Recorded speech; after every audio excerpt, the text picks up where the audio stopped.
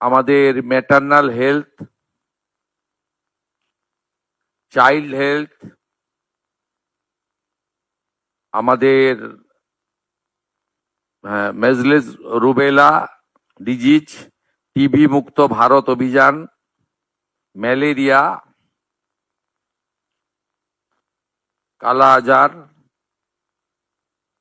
এছাড়াও ফাইলেরিয়া সহ আমাদের নানা ধরনের ভারত সরকারের যে বিভিন্ন কর্মসূচিগুলো চলছে হেলথ সেক্টরে, তার উপরে প্রত্যেকটা সেক্টর ধরে ধরে আমরা রিভিউ করেছি। প্রথমত বলে রাখি, বিগত সরকার হেলথ সেক্টরে ভারত সরকারের সঙ্গে সহযোগিতা তো দূরের কথা, বিরোধিতা করেছে, যার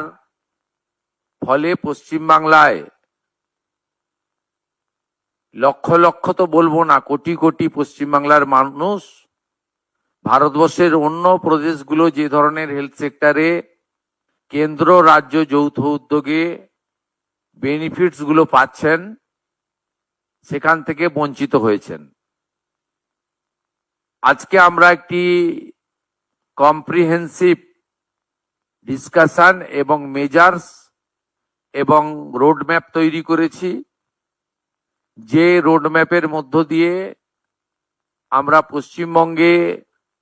স্বাস্থ্য ক্ষেত্রে ভারত সরকারের সমস্ত সুযোগ সুবিধাগুলি গ্রহণ করে পশ্চিমবঙ্গে হেলথ সেক্টরে আমরা একটা যুগান্তকারী পরিবর্তন আনার সিদ্ধান্ত নিয়েছি। আপনারা, আমাদের কেন্দ্রীয় স্বাস্থ্যমন্ত্রী মহোদয় বললেন যে 15, 16, 17, আমি কেন্দ্রে তখনও স্বাস্থ্যমন্ত্রী ছিলাম, ডেঙ্গুর সংখ্যা পর্যন্ত আমাকে চেয়ে দেওয়া হয়নি, অস্বীকার করা হয়েছে।